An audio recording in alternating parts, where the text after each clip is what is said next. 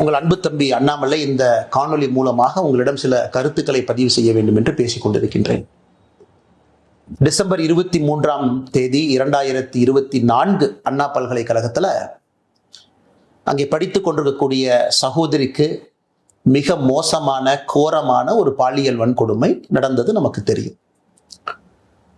23ஆம் தேதி நடந்த அந்த பாலியல் வன்கொடுமை 24ஆம் தேதி 25ஆம் தேதி ஒரு குற்றவாளியை கைது செய்தார்.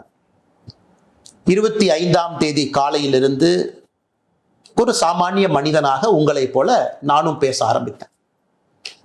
அதன் பிறகு படிப்படியாக சமூக வலைதள பதிவுகள், பத்திரிகை நண்பர்களை சந்தித்து தொடர்ச்சியாக பேசியதன் விளைவு 25ஆம் தேதி சாயந்தரம் ஒரு கைதை காமிச்சான், ஞானசேகரன் என்கின்ற ஒரு மனிதனை. 25ஆம் தேதி இரவு ஞானசேகரன் யார், எந்த கட்சியை சார்ந்தவன், யாரோடெல்லாம் தொடர்பு இருக்கு, அதையும் உங்கள் முன்னால் நாங்கள் வச்சோம். எல்லா அரசியல் கட்சிகளுமே எடுத்து போராடினாங்க, பேசினாங்க. அதனால இது நான் அரசியல் பேச விரும்பல. முதல்ல நாங்கள் வந்தது ஓட்டப்பந்தயம் கிடையாது. முதல்ல அண்ணாமலை தான் ட்வீட் போட்டான். அதை மாதிரி நான் ஒரு கீழ்த்தரமான அரசியல்வாதி கிடையாது. மாற்றம் வேண்டும் என்று விரும்பக்கூடிய உங்களை போன்ற ஒரு சாதாரண மனிதன். இன்னைக்கு நான் அதை பற்றி பேசுவேன். ஜனவரி மாதம் கடைசியில் உங்கள்கிட்ட சொல்லியிருந்த சில விஷயங்களை நான் CDR கால் டீடைல் ரெக்கார்ட் ஆதாரத்தின் அடிப்படையில் உங்கள் முன்னால் வைக்கப் போகின்றேன். இன்னைக்கு பேச வேண்டிய நேரம் வந்துருச்சு. 25ஆம் தேதி கைது செய்யப்பட்ட பிறகு பல விஷயங்கள் நம்ம பார்த்தோம். FIR கசிய விடப்பட்டது. 27ஆம் தேதி நான் ஒரு அறப்போராட்டத்தை முன்னெடுத்தேன். அதன் பிறகு அண்ணா பல்கலைக்கழகம் சில விஷயங்கள் செஞ்சாங்க. நாங்கள் செக்யூரிட்டி அது பண்ணுறோம், நாங்கள் டைட்டன் பண்ணுறோம். சென்னை உயர்நீதிமன்றம் SITயை போட்டு கண்காணிக்க ஆரம்பித்தாங்க. இன்னைக்கு 5 மாதங்கள் கழித்து தீர்ப்பு வந்திருக்கு. முக்கிய குற்றவாளியாக இருக்கக்கூடிய, ஒரே குற்றவாளியாக இருக்கக்கூடிய ஞானசேகரனுக்கு 30 ஆண்டு காலம் கடுங்காவல் தண்டனை. இன்னைக்கு நம்ம அன்னைக்கு கேட்ட அதே கேள்வி இன்னைக்கு கேட்குறோம். ஞானசேகரன் முக்கிய குற்றவாளி, தீர்ப்பு கொடுத்துருக்கிறீங்க, துரிதமாக இன்வெஸ்டிகேட் பண்ணியிருக்கிறீங்க, 30 வருஷம் ஜெயில் தண்டனை வாங்கி கொடுத்துருக்கிறீங்க, எல்லாருக்குமே சந்தோஷம் தான். இருந்தும் நமக்கு தெரியும் அந்த குழந்தைக்கு, பாதிக்கப்பட்ட சகோதரிக்கு அந்த கண்ணீர் துளிக்கு நியாயம் கிடைக்குமானா எப்பவுமே கிடைக்காது. பட் இருந்தும் அரசு அந்த வேலையை செஞ்சிருக்கு. ஆனால் அரசு அந்த வேலையை முழுசா செஞ்சிருக்கா அப்படிங்கிறத முதல்ல இருந்து கேட்கிறோம். நான் அதைத்தான் உங்கள் முன்னால் நான் பேச போறேன்.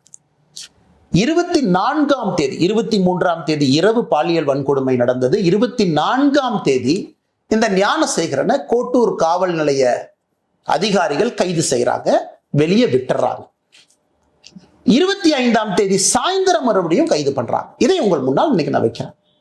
ஏன் விட்டாங்க, இதுல யாரெல்லாம் சம்பந்தப்பட்டிருக்கிறாங்க, எதற்காக திராவிட முன்னேற்ற கழகத்துல சில தலைவர்களுக்கு பதட்டம், எவிடன்ஸை எங்கேயெல்லாம் அளித்திருப்பதற்கான வாய்ப்பு இருக்கு. இன்னைக்கு உங்கள் முன்னால் நான் பேசுவதற்காக இந்த பேப்பரையும் பயன்படுத்துறேன். காரணம், நான் பேசக்கூடிய விஷயத்தை தெளிவா அவங்ககிட்ட சொல்லணும். ஞானசேகரனை பொறுத்தவரை கிராவிட்டி பிரியாணி என்கின்ற ஒரு கடையை நடத்தி வருகின்றான். அன்னைக்கு சம்பவம் நடந்த பொழுது கையில் இருந்த அலைபேசி எண் 90.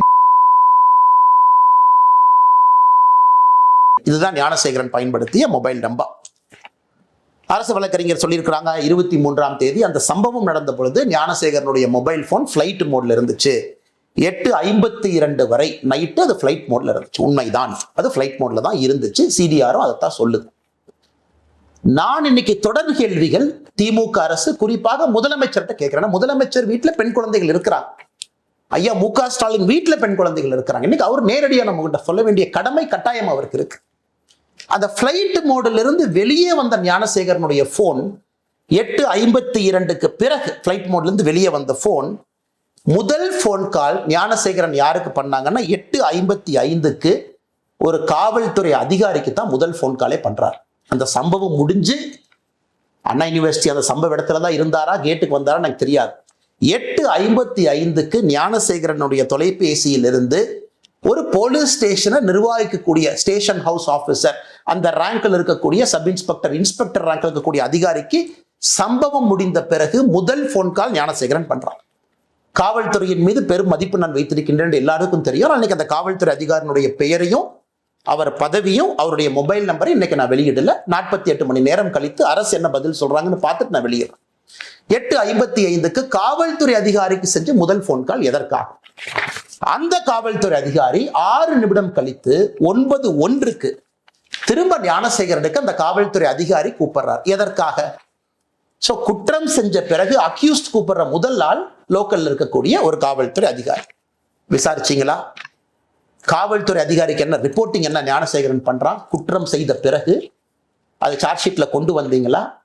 அதிகாரிக்கும் இவனுக்கும் இதுக்கு முன்னாடி ஏதாச்சும் தொடர்பா இருக்கா? ஏன் நான் திரும்ப திரும்ப கேட்கிறேன்னா, மே 14 ஞானசேகரன் மீது 2வது எஃப்ஐஆர் சிபிசிஐடி ரெஜிஸ்டர் பண்ணிருக்காங்க.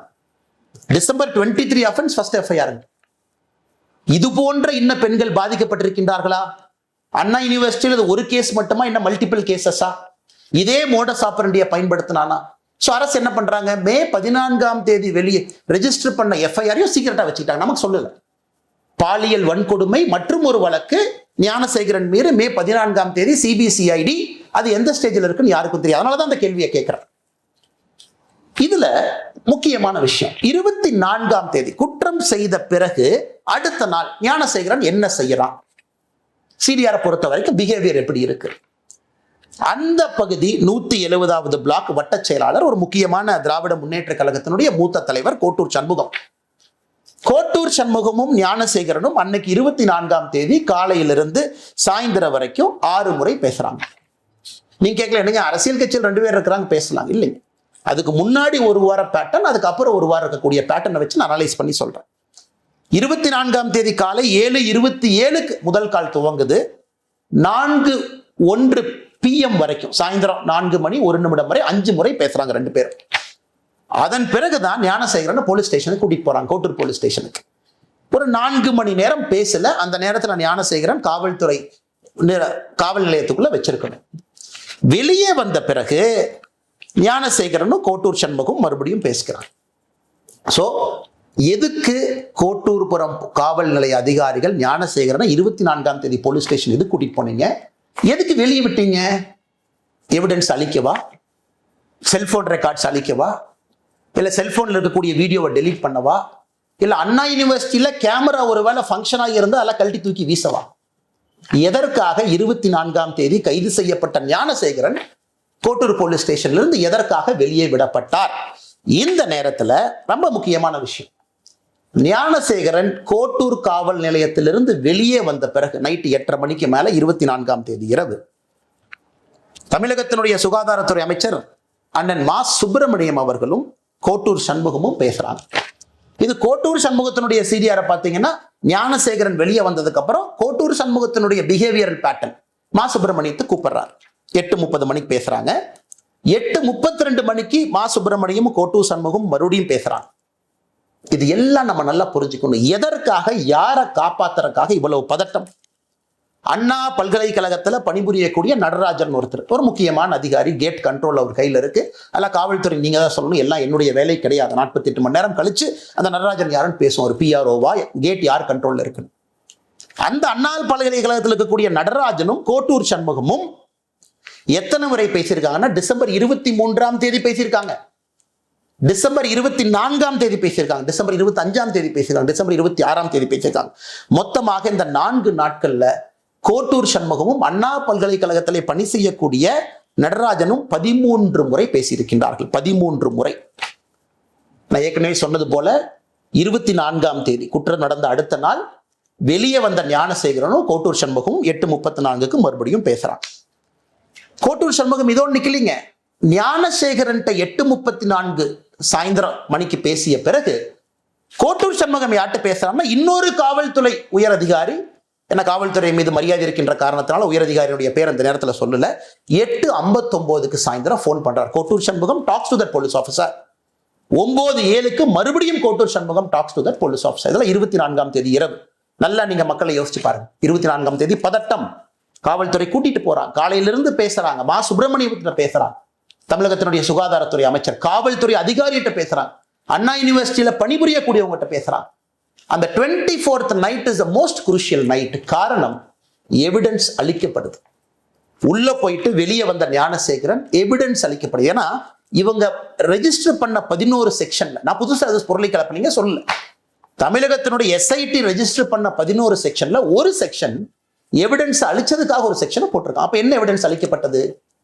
அதன் பிறகு 25 காவல்துறை சொல்றாங்க, ஞானசேகரன் சாயந்தரம் கைது பண்ற பிறகு அண்ணா யூனிவர்சிட்டி CCTV வேலை செய்யல, செல்போன்ல எங்களுக்கு தெரியல, மே 14ஆம் தேதி தான் சொல்றாங்க இன்னொரு பாலியல் வன்கொடுமை வழக்கு ஞானசேகரன் மீது பதிவு செஞ்சிருக்கிறாங்க. அதை பத்தி யாரும் நம்ம பேசல. அது எந்த ஸ்டேஜில் இருக்குன்னு கூட தெரியாது. 25ஆம் தேதி காவல்துறையை பொறுத்தவரை பிளாங்க். ஞானசேகரனை கைது செய்த பிறகு பிளாங்க். சோ கோட்டூர் சண்முகத்திற்கு எதற்காக இவ்வளவு பதட்டம்? அந்த பகுதியினுடைய திராவிட முன்னேற்ற கழகத்தினுடைய வட்ட செயலாளர்.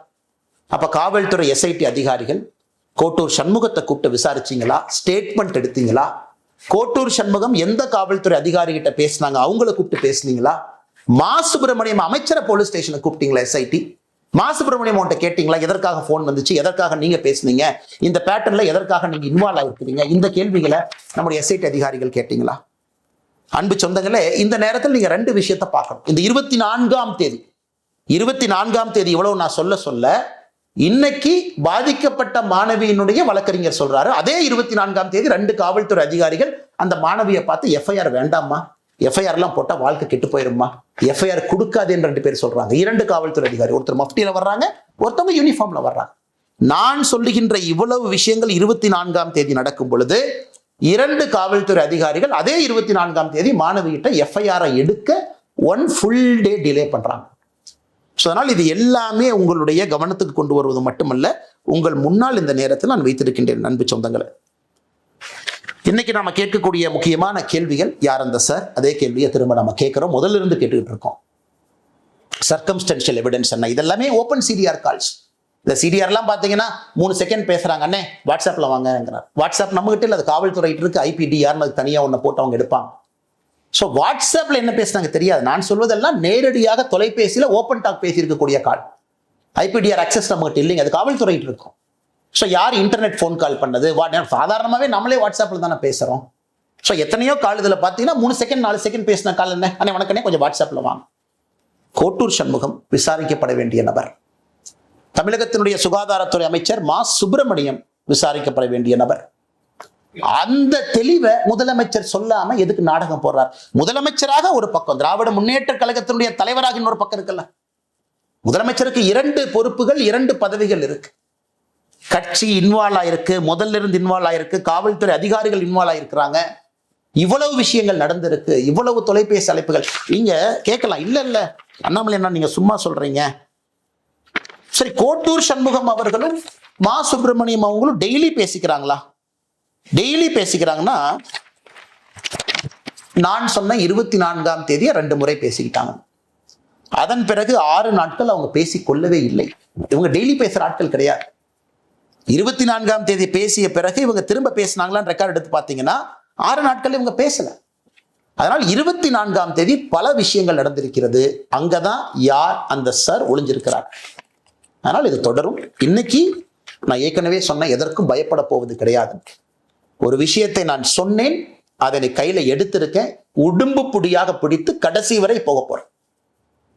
நான் சாட்டையால் அடித்துக் கொண்டது அண்ணா பல்கலைக்கழக மாணவியினுடைய சகோதரனாக.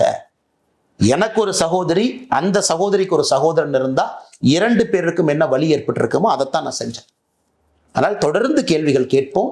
இதை நம்ம விட போறதில்லை. இதுக்கும் அவங்க சொல்லுவாங்க இப்படி அப்படிமாங்க. அடுத்து நான் 48 மணி நேரம் கழித்து மறுபடியும் அடுத்த விஷயத்தோடு பேசுவோம்.